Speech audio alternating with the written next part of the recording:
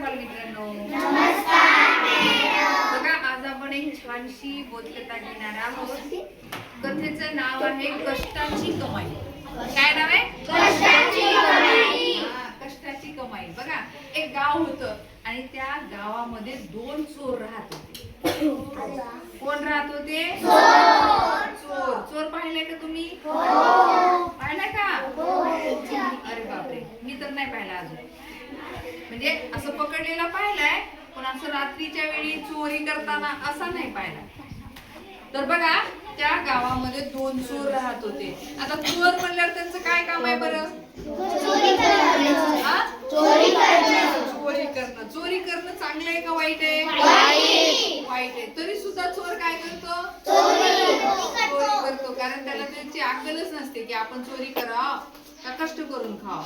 त्याला कळतच नाही आणि म्हणून तो त्या मार्गावर गेलेला असतो. बरं बघा काय झालं, मग ते दोन चोर काय करतात, दररोज वेगवेगळ्या गावामध्ये जातात आणि दररोज वेगवेगळ्या गावामध्ये गेल्यानंतर वेगवेगळ्या घरामध्ये चोरी करतात आणि चोरी करून आणलेलं जे धन असतं किंवा जो पैसा असतो तो काय करतात, त्याचे दोन भाग करतात. ऐका, लक्ष द्या, मी तुम्हाला नंतर ही बोधकथा विचारणार आहे. त्या चोरी करून आणलेल्या धनाचे किंवा पैशाचे दोन भाग करतात, दोन हिस्से करतात. एक हिस्सा स्वतःला ठेवतात आणि दुसरा हिस्सा देवाच्या मंदिरात दान करतात. बघा असं तुम्ही चोर पाहिलं का? नाही, है की नाही? म्हणजे हे चोर थोडेसे गजबच होते, वेगळेच होते. यांना काय वाटायचं की आपण चोरी केलेलं काम जर वाईट असेल तर आपण काय करू, एक हिस्सा आपल्याला ठेवू आणि दुसरा हिस्सा देवाला दान करू. देवानं सांगितलं होतं का चोरी कर म्हणून? नाही. देवाला सांगितलं होतं का की मला एक हिस्सा दे म्हणून? नाही. तरी सुद्धा ते चोर काय करू लागला, रोज चोरी करायचं. चोरी करून आणलेलं जे धन होतं त्या धनातले दोन हिस्से करायचे. एक हिस्सा स्वतःला ठेवायचा आणि दुसरा हिस्सा मंदिरातल्या पेटीमध्ये टाकून द्यायचा. मग एका दिवशी काय झालं पहा, एका दिवशी असंच ते दोन्ही चोर काय केले, चोरी करण्यासाठी एका गावामध्ये गेले. त्या गावामध्ये त्यांनी चोरी करण्याचा खूप प्रयत्न केला, पण त्यांना काही धन मिळालं नाही. शेवटी ते थकले. पूर्ण गावात रात्रभर फिरून फिरून थकले आणि मग त्या चोरांना झोप येऊ लागली. आता चोर जरी असले तर झोप येणारच की नाही, मशीन थोडी होती, माणसंच होते, हे ना.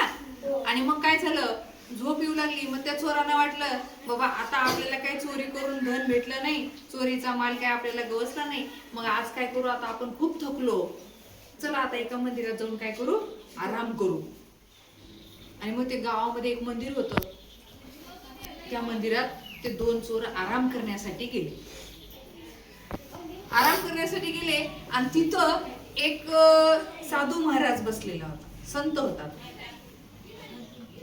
आणि मग तो त्या चोरांना पाहतो आणि विचारतो, ए बाबा हो, तुम्ही काय करता बरं, आणि तुम्ही इथं देवदर्शनासाठी आला आहात का? मग चोर खरं बोलतात. नाही महाराज म्हणतात, आम्ही इथं देवदर्शनासाठी आलेलो नाही, आम्ही चोर आहोत.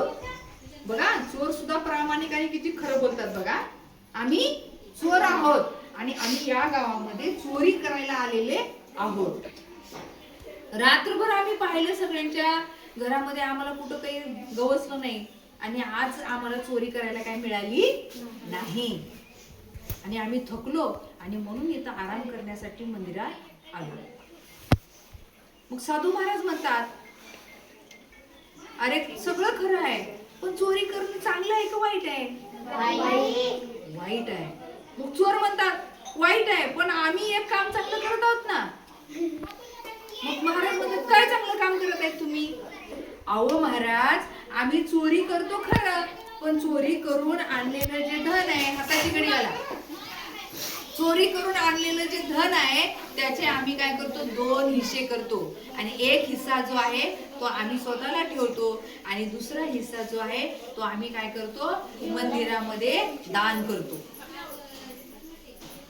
महाराज म्हणतात बरं ठीक आहे, असं आहे होय, आणि मग ही चांगली गोष्ट आहे का तुमच्या मनानं? तर ते म्हणतात हो. मग साधू महाराजाला वाटतं ह्यांना आता आपण धडा शिकवायला पाहिजे, त्यांना कळायला पाहिजे की चोरी करणं अत्यंत वाईट आहे. आणि मग त्यांनी सांगतात मग आज काय चोरी केली तुम्ही? चोर म्हणतात आम्हाला आज काही मिळालं नाही. पण त्यांचं एक पण असतं की काही मिळो त्याचे 2 भाग करायचे. पैसा मिळो, धन मिळो, काही मिळो, त्याचे 2 भाग करायचे. एक भाग स्वतः ठेवायचा आणि दुसरा हिस्सा देवाला द्यायचा, दान करायचा. मग साधू महाराज काय करतात? त्यांच्या झोळीमधून एक कोंबडं काढतात. काय काढतात? कोंबडा काढतात. आणि तो कोंबडा म्हणतात हे घ्या, आज तुम्हाला काहीच मिळालं नाही ना, तर तुम्ही काय करा, हे कोंबडा घ्या. मग ह्यांचं काय ठरलेलं असतं सांगा बरं? कोंबडा मिळाल्यावर आणि काय झालं असेल? त्यांचं पहिलं ठरलेलं असते की प्रत्येक गोष्टीचे 2 हिस्से करायचे. एक स्वतः ठेवायचं आणि एक देवाला ठेवायचं. मग आता कोंबड्याचे 2 भाग करायचे आणि एक स्वतः ठेवायचं आणि एक देवाला ठेवतील का? नाही. मग ते चोर म्हणतात अरे बापरे, आता ह्या महाराजांनी आपल्याला लय मोठ्या धर्म संकटात टाकलं. आता आपण कोंबड्याचा एक भाग आपल्याला नाही ठेवू शकत. आपल्याला एक भाग ठेवला तर दुसरा देवाला नाही ठेवू शकत. धन असला, पैसा असला तर आपण देतो, पण कोंबडं कसं देवाला द्याव? देव आपल्याला माफ करणार नाही. आणि मग त्या दोन्ही चोरांना त्यांची जी चूक होती की आपण हे चांगलं काम करत नाहीये याची समज त्यांना कळाली आणि त्यांना मग तिथं पश्चाताप होतो. आणि ते दोन्ही चोर त्या संतांच्या, साधू महाराजांच्या पाया पडतात आणि म्हणतात महाराज आम्हाला क्षमा करा, यापुढे आम्ही कधीही काय करणार? चोरी करणार नाही. मग साधू महाराज म्हणतात अरे कष्टाचं कमवलेलं जे असतं त्यातून जर आपण दुसऱ्याला काही दिलं तर ते दान झालं. तुम्ही लोकांचं फुकटचं चोरलेलं आणून जर तुम्ही दान करत असाल तर ते दान नाही, तर ती फसवेगिरी आहे. तात्पर्य काय? तात्पर्य चोरी करायचं नाही आणि दुसऱ्याच्या धनावर डोळा न ठेवता स्वतःच्या कमाईनं कष्ट करून खायचं. दुसरं तात्पर्य चोरी करणं अत्यंत वाईट आहे. समजली गोष्ट सर्वांना? Okay, thank you.